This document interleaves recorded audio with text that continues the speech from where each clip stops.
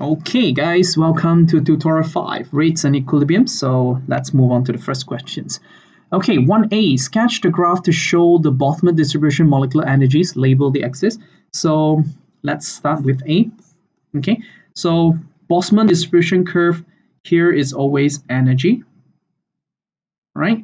And here is always total number of molecules. I'm referring to reactant molecules. All right. So Boltzmann distribution molecular energies, the usual one is always towards the left hand. So most of the molecules will be at lower energy and then you will go up to here. Now, why is it like that? Because under normal conditions, 25 degrees C, all right, most of the molecules will have low average kinetic energy, which is this value, okay, which is quite low. And this is average kinetic energy. Okay, so this is the typical distribution curve for any chemical reactions, unless you change the temperature. So that's for A. And for B, what is meant by activation energy? So is the minimum energy required for a reactions to take place. When I say for a reaction to take place means I'm expecting product is formed. All right. So part C, shape the area on the graph to show the number of molecules capable of reacting. So how do we know that? We need actually the activation energy line. So as I mentioned in the summary video, the activation energy is always towards the right hand side, not too close to the low energy. All right. So let's say this is the EA. So which part of the graph is the number of molecules that are capable of reacting? They must be over or equals to the activation energy. So this is the part, or this is the portions of molecules that are capable of reacting to form the products. All right. Next, for part D, shade an area on the graph to show the Boltzmann distribution molecular energies at slightly higher temperature. Okay, so the distribution will change when they are changing to a slightly higher temperature. Let's change the color. So higher temperature means all the molecules will gain higher kinetic energy. So we expect the average kinetic energy to increase. And therefore, all the molecules here will actually start moving towards the right-hand side. All right, so it will appear like that here. And then you can see the portions of molecules that having energy value higher than activation energy is getting larger. So these are a bigger portions of molecules that are capable of reacting to form the products. When temperature increases, we expect to get a product in a faster time. All right, more products at the same time, maybe. All right, so this is how it looks like for A, B, C, D. All right, so that's question 1. Let's move on. The energy profile diagram below show for the electrolysis of sodium chloride. Okay, now is this reaction exo or endo? Obviously, the product having a high energy than the reactants. So I will say this is an endothermic reaction. What is the activation energy for the forward reaction? Guys, forward means from left, sodium chloride, all the way up. So the activation energy here is actually 411, the value here, plus the X value. That's for forward reactions, okay? And what is the activation energy for reverse? Reverse means going backward. So what is the activation energy from the reactant here? When you go reverse, these will be the reactants, all right? These will be the reactant when you're going reverse. So from here all the way up. Therefore, this is the activation energy for reverse. And what is the enthalpy change? Sorry guys, the symbol. For the reaction, enthalpy change is the difference between product and reactants. Okay, we follow back the forward reaction. So it's this difference, so which is positive 411. That's the enthalpy change, right? Kilojoules per mole. Make sense? All right, so that's A, B, C, D for question 2. Very simple. Number 3, hydrogen peroxide decomposes to produce water and oxygen. Yeah. The graph shows the results of an experiment carried out to measure the volume of oxygen released. So this is the graph for time. So the volume of oxygen gas actually increases with time and then stay constant. All right. So calculate the average rate of reactions between 0 and 20 seconds. Average rate of reactions. Sorry for that. 0 to 20 seconds. So let's check. Time here given is 20 seconds, so it means from here 0 to here. So they want to know the average rate of reactions between 0 to 20. If possible, I think this is quite straight, so I can take it as a tangent. I draw a triangle here. Okay, that's a triangle. Draw a tangent line on the curve, so-called. And then we're going to find out what is the value here. So check the value for y from 0 and value for x also from 0 to 20. So here should be 20. And y here, it depends on which line you're using. So dotted line, I guess, is about here, this point. So use your y over x, then you will get the rate of reactions. Okay, so basically you're calculating the gradient. Why this gradient is equivalent to rate of reactions? Because the amount of oxygen gas produced divided by the time taken. In this case, it's 20 seconds. So x equals 20, then you will get the rate of reactions. And what is the unit for this? Now, it depends on what value you choose from the graph. This is not a proper graph, and the image quality is a bit bad. So it depends on what value you got it here for y, okay? And then you will get your rate of reactions. And the unit is actually cm cubic over second. So cm cubic per second. So that's the unit for the rate of reactions here, okay? Number 4. Now the graph shows the concentration of hydrochloric acid change over a period of time when the reaction is carried out at 20 degrees C.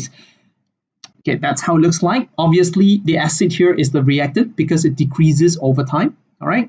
So calculate the average rate in mole per liter per minute, okay, in the first 400 minutes. First 400 minutes is about here, and they want to know what is the rate here at first 400 minutes. So let's extrapolate the graph all the way up to this point, all right? And then we're going to draw a tangent line, and then depends on how big is the triangle that you draw. And then I'm going to draw a triangle like that, something like that. Again, guys, there's no fixed answer. It depends on the graph, and the graph quality is not that good. But as long as you know the method, it should be the tangent line from this point, and then the triangle should be covering the 400 minutes. Okay, from here you get your y difference and you get your x. So y over x, like how you calculate gradients, again, you will get the rate of reactions, which is in the units of mole per liter and per minute in this case, because they're given in minute. All right, so next, when we look at B then, on the graph above, sketch a curve to show how the concentration of hydrochloric acid would change over time if the reaction is repeated at 30 degrees C. Now, first started off with 20, now they increased the temperature by 10. So what do you expect? Of course, the curve will become steeper because when temperature increase, the rate of reaction should increase, right? Rate of reaction increase means gradient increase, so it will become steeper. So the curve will be something like that. I would say, sorry. But end up, you will still connect to the same point where they reach equilibrium here. That's the same point here. So as long as the whole curve appeared to be steeper, that's good enough because they just ask you to sketch. All right, as long as you show the gradient actually increase when the temperature increase. Again, gradient equivalence to rate of reactions because in this case, it's concentration over time. All right. Number 5, using Maxwell-Boltzmann distribution graph and an energy diagram. Here they're referring to energy profile diagram for an exothermic reaction. Explain the effect of the catalyst on the rate of reaction. So 2 diagrams here. Number 1, you should show a Maxwell-Boltzmann curve. Please label that. This is energy. And this is total number of, molecules. Again, molecules referring to reactive molecules. And how does the curve looks like? Always like that, lying to the left and then going down, less molecules having energy value higher than activation energy. And energy profile diagram will be for an exothermic, it's just like that, right? So this is reactant, this is the product. So just to draw 2 diagrams here to compare. and to reflect the effects of a catalyst. So I'm going to change the color here.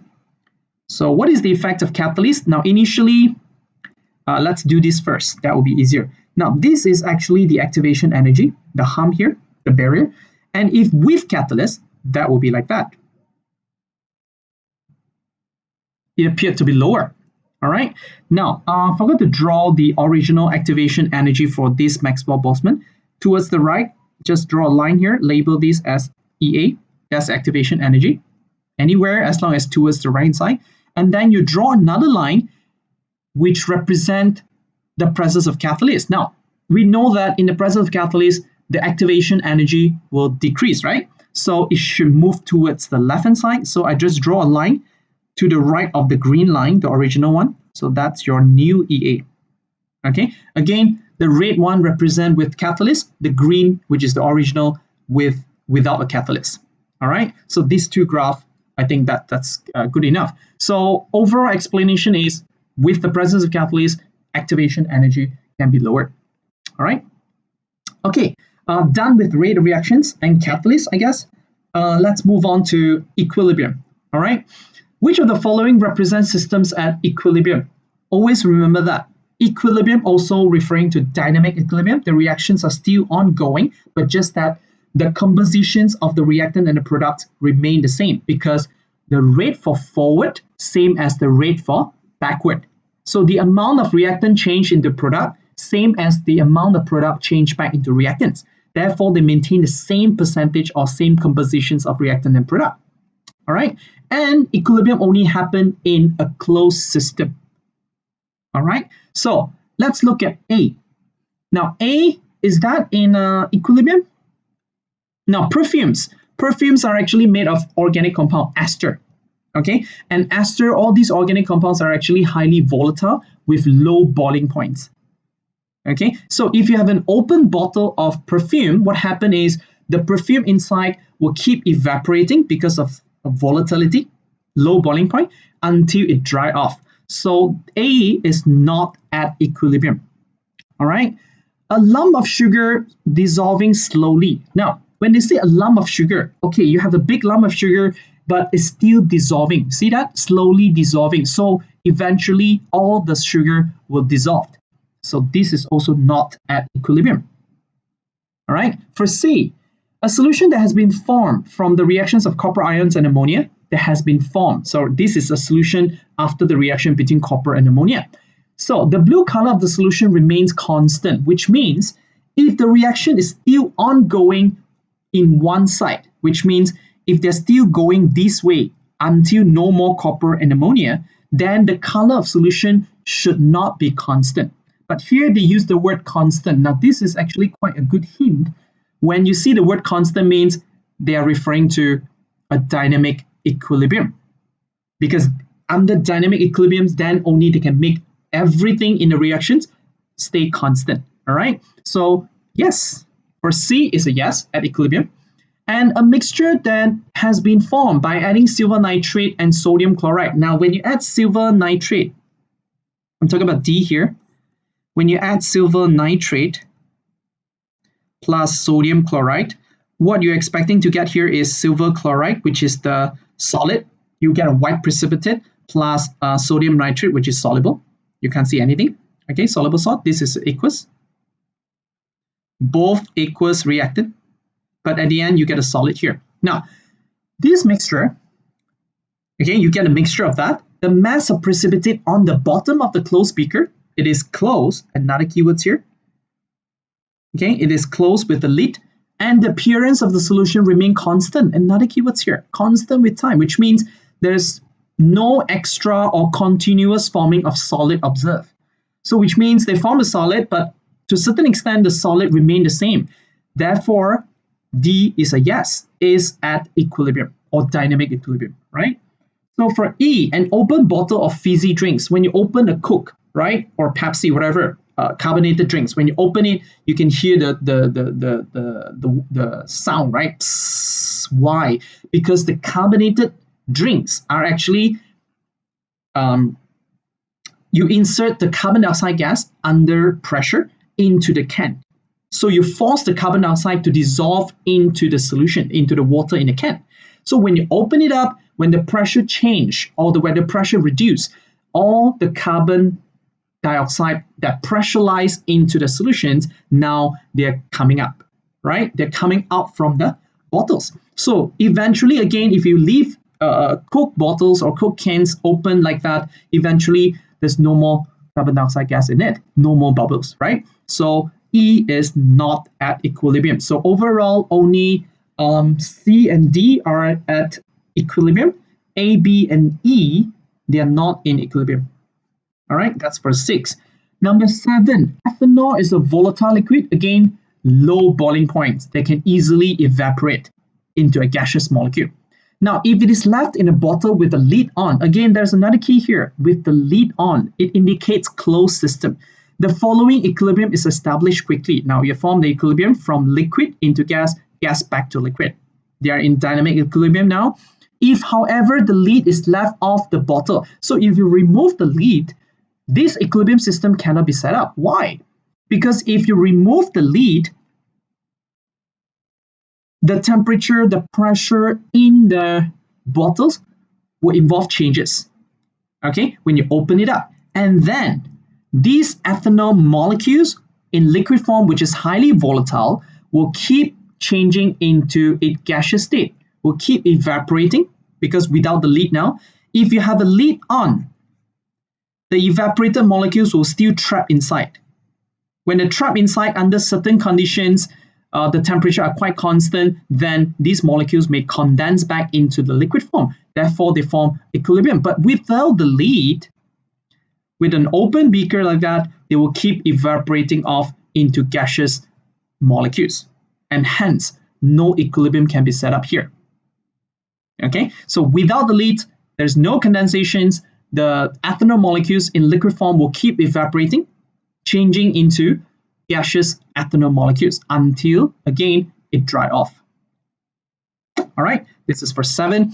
Number 8, now write the equilibrium law expression for each of the following reactions. Now, if you still remember that, when there's a solid, we ignore that. When there's a liquid, we ignore that, okay? But there is exceptional here. Later we come across with that. I'll show you. Now, let's look at A first. What will be the expression for A? Let me write it out here. K expression is always product over reactant. So I have gases here. So I can still put concentration, guys. It doesn't matter.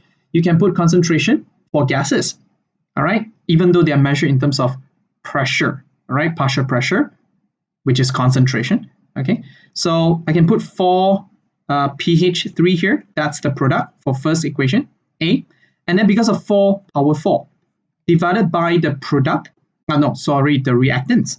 So I have P4 here, which is just 1, and then I have hydrogen gas here, which is 6. So make sure you put the coefficient as the power to which the term is raised to. So the coefficient is actually the power of the concentration term. That's for A. All right. So let's go on to B. Again, product over reactants. See that? Product is a solid. So we don't actually look at solid because solid has no concentration. What if there is no concentration? Does it mean that it equals to 0? No. When we can't actually measure the concentration, we can't actually increase the concentration, there is no concentration means it equals to 1. So then only you can form the expression, otherwise math error, right? So divided by 1 because 1 is the product divided by the aqueous. Yes, aqueous we can measure concentration, Al3 plus multiplied with OH minus power 3 because 3 OH. See that? That's your B. All right, let's continue with C. All right, this is a good one. K equals to product, guys. See that? Water is a liquid. Now, should we include this? As I mentioned just now, liquid shouldn't be involved in the expressions. Why? Because when you use water as a solvent, when you use water, for example, water is used for aluminium and hydroxide to be in aqueous form, right? They are actually act as a solvent. So they should be in excess and we can't actually measure the concentration. But if water in the liquid form appeared on the product side, which means initially there is no water, but because of this reaction, it creates the water out. If that's the case, we actually should include the water. You got that? It may sound confusing here, but always remember that if you're creating a pure liquid in a reaction initially that doesn't have it, okay, it doesn't have it, but at the end of the reaction it produces certain pure liquid, then that is counted as in the expression. So in this case for C, it should be concentration of carbon dioxide gas, which is power 4, concentration of H2O, we have to include that, power 6, over concentration of C2H6, power 2, and concentration of oxygen gas, power 7. So that should be the case. All right, and then for for D, I have a solid here, which we will exclude it. So product overreactant, guys, K equals to product, concentration of Pb2 plus, and concentration of Cl minus, which is square, over 1, because solid counted as 1. All right, last one for E.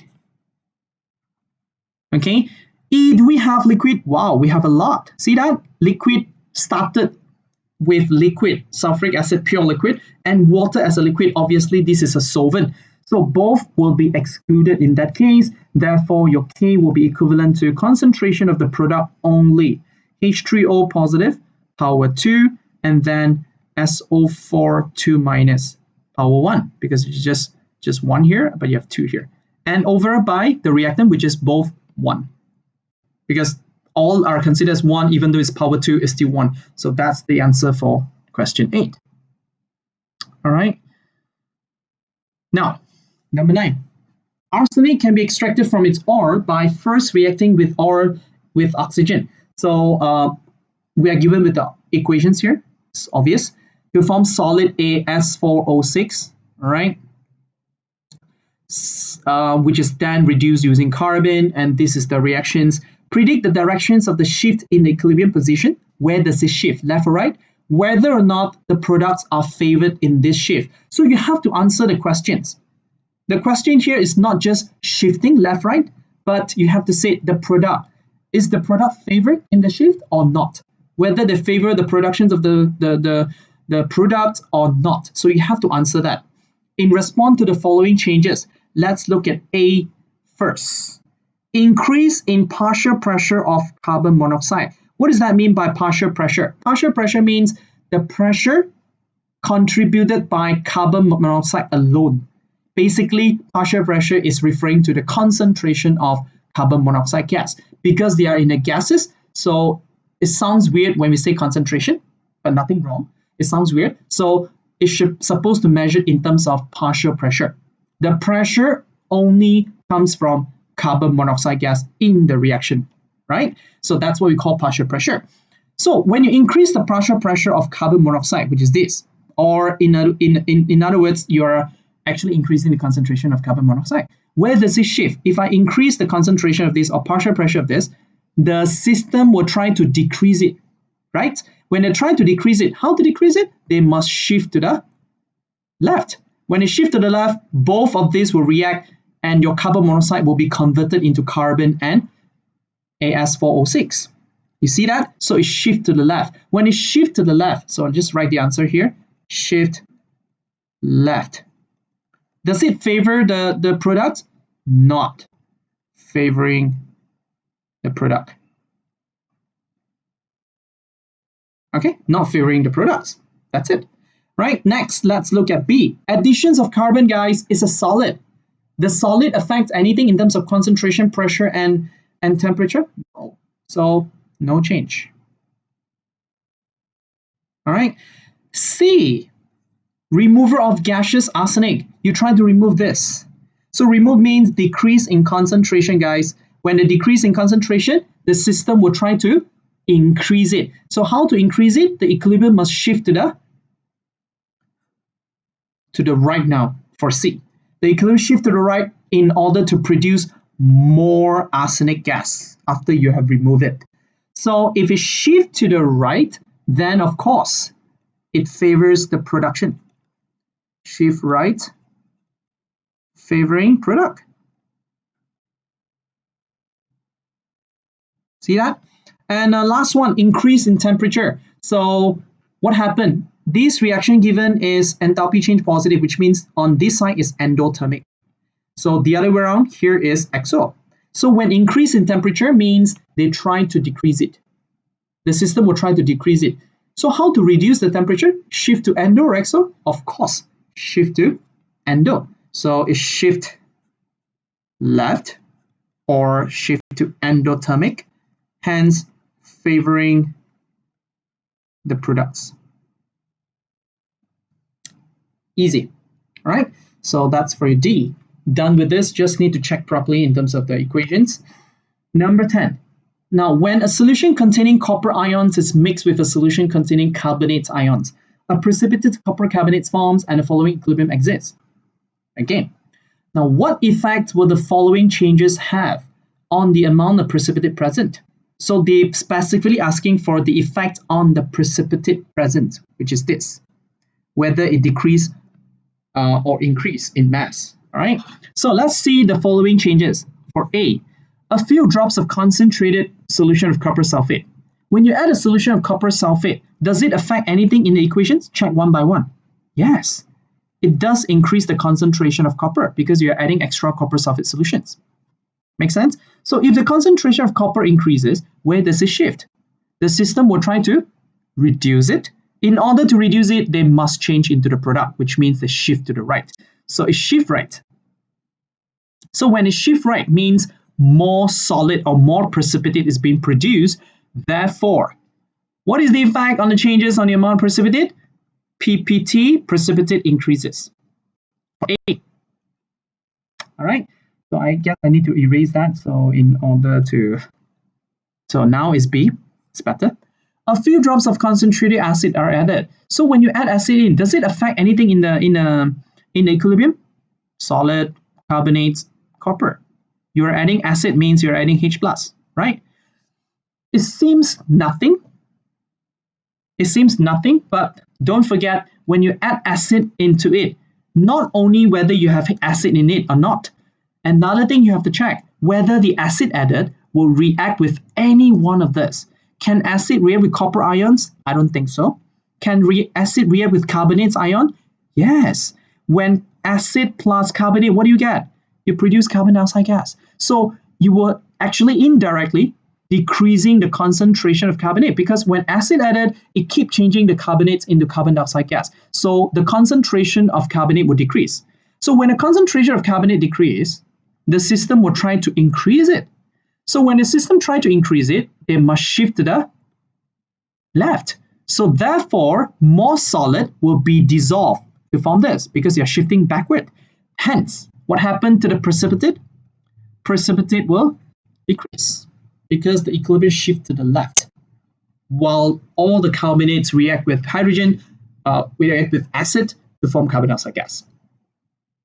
All right, so 11, for each of the following reactions, state the effect on the concentration of the both substances if the equilibrium system is heated. The both substance, sorry for that, I forgot to bold it. So this is the one, this is the one, and this is the one. Okay, so what will happen to this when the concentration of the both substance actually is being heated?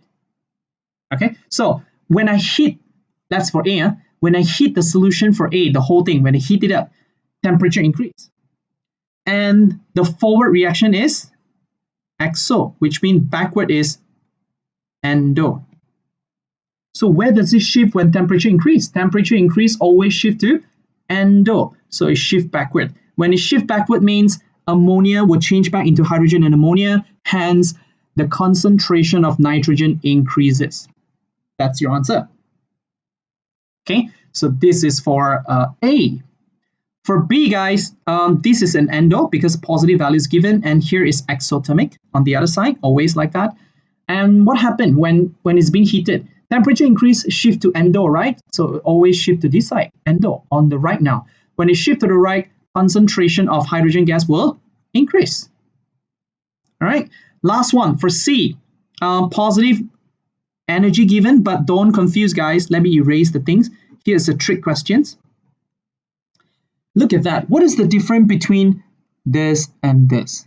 See that? Here the label enthalpy change equals to positive 110, which means is endo. Make sense? But here, they are not putting it as enthalpy change.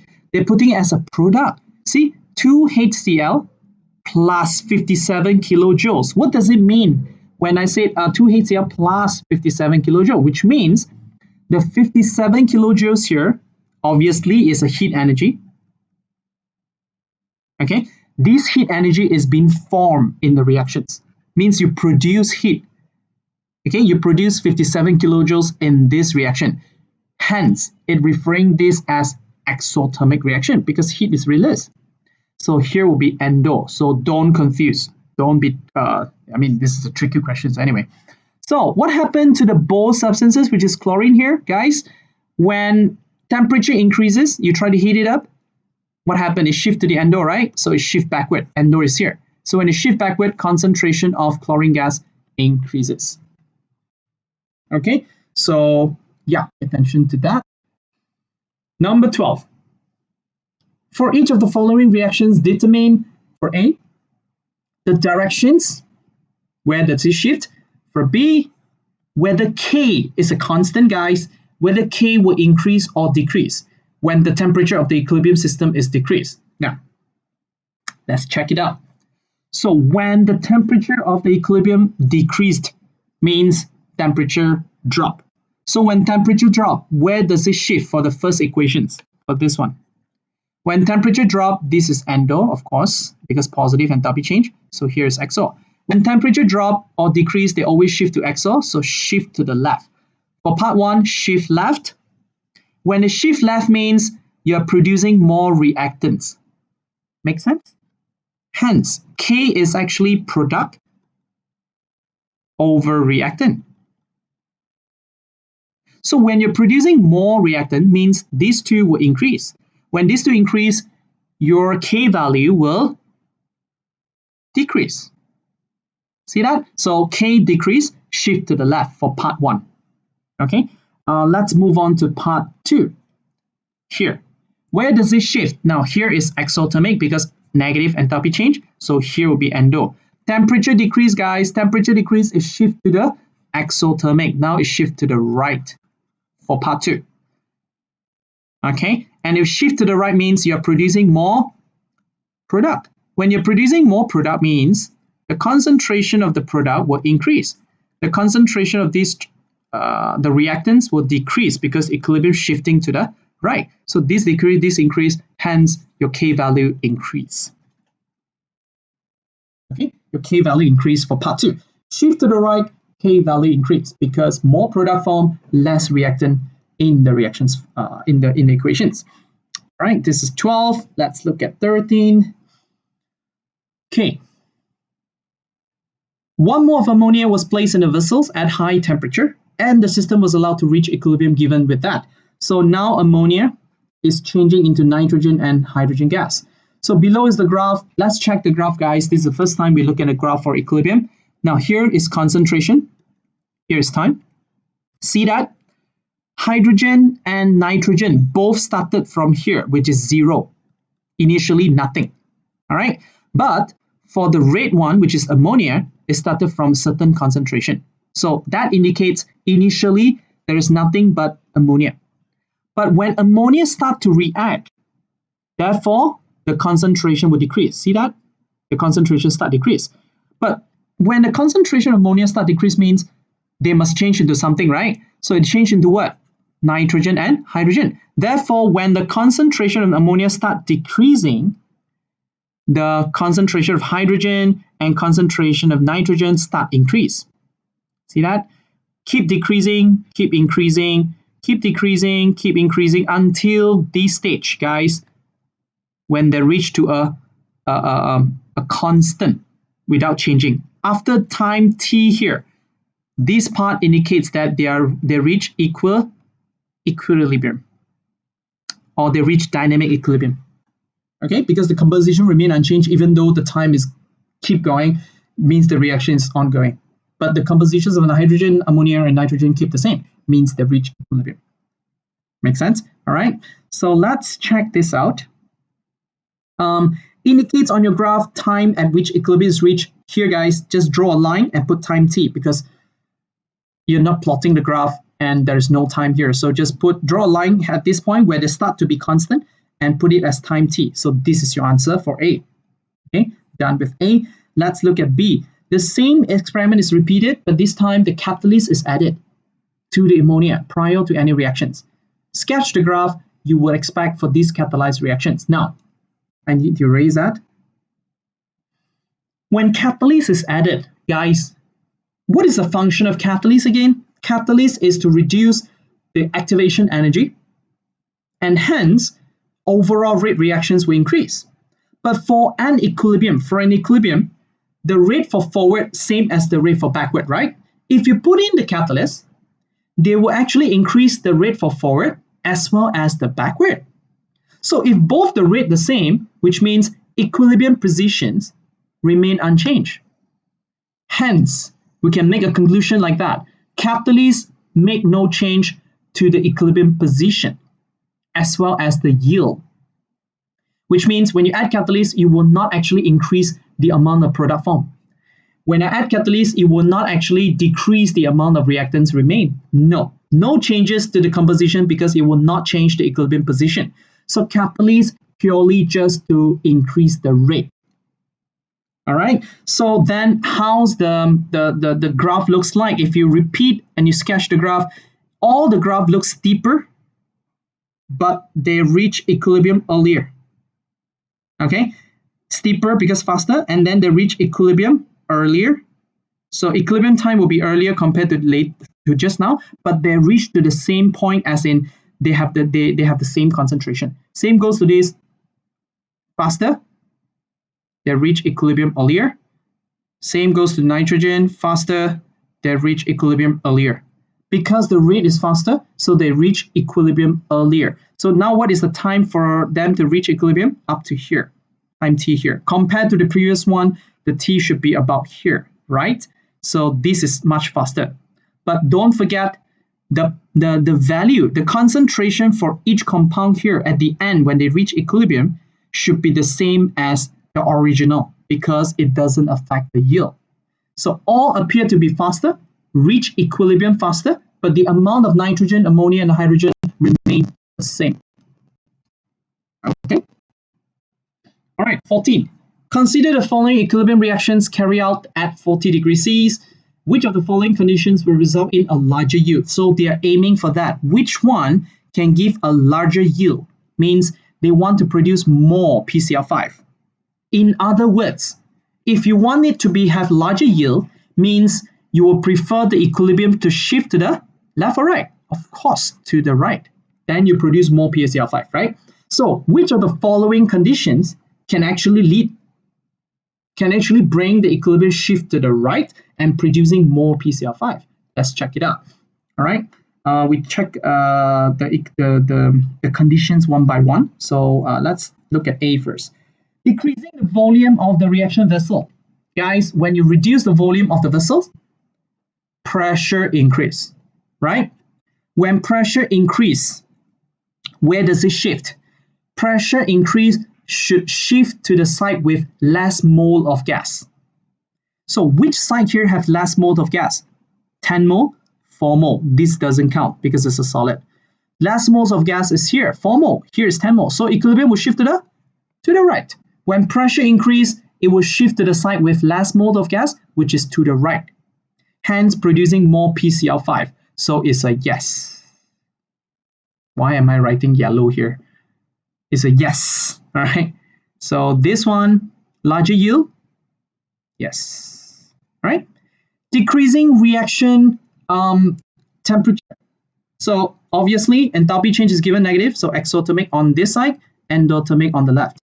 So now temperature decrease, always shift to exo, shift to the right. So again, yes, it gives us more PCl5.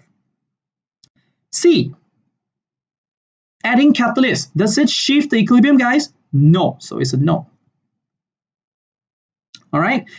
D, increasing the partial pressure of Cl. Still remember, Partial pressure means referring to concentration of that particular gas. So when you increase the partial pressure of chlorine, which is this, increase, where does the equilibrium shift? Of course, when this one increase, the equilibrium will try to reduce it. The system will try to decrease it. How to decrease it? Shift to the right. And yes, when it shifts to the right, it produces more PCl5. Okay, D done. E, adding more P4 solid. Does it affect the equilibrium, guys, when you add solid? No. So it's a no. Grinding the phosphorus before the reaction. When you grind the phosphorus, yeah, it increases the surface area, increase the rate, but it's still a solid. It does not affect the equilibrium. So it's a no. Okay, so C, E, F, all three, no. No change or no increase in yield because it doesn't affect the equilibrium position. 15. Okay, last question, guys. Right? So silver ions react with iron 2 in the following equilibrium. Check the equilibrium properly. All right. Check this equation properly and see what's happened now. Now, an equilibrium system is created by mixing equal concentration, 0.1 molar of silver nitrate, 0.1 molar of iron 2 sulfate solutions at 25 degrees C. So both having the same concentration, you mix them together. All right. Give the effects of each of the changes in condition described below. Again, the following are the changes on the amount of iron 3 ions. So they are focusing on this. They want to know the effects of the following changes towards Fe3 plus ions. What happened to its concentration? It's either increase, decrease, or no difference. So you have to follow the questions and put in the respective answer. Okay, so let's check it out one by one. For A, guys, the temperature is increased 50 degrees C. And it will be changed negative. So this is endo. Okay, so temperature increased to 50. Where does it shift? Endo. Temperature increase, shift to endo. So therefore, in this case, they shift to the left. When they shift to the left, what happened to the concentration of Fe3 plus? Decreases. Okay, it decreases. So done with A. Move on to B.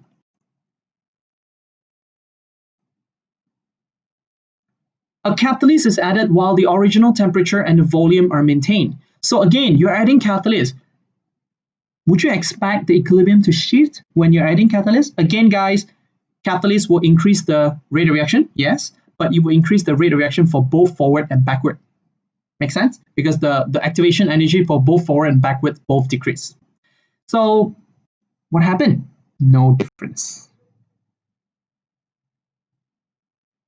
For B, the answer is no difference because it doesn't affect the equilibrium positions. All right, next, let's go for C. A few drops of concentrated iron 2 plus ions. So you're actually increasing the concentration of Fe2 plus. What happened? The system will try to decrease it, right? Because you increase it, you add extra. They will try to remove it, counterbalance it. Where the equilibrium shift to the right. That's the only way to reduce it. So when it shifts to the right, concentration of Fe3 plus increases. So here you put increase for C.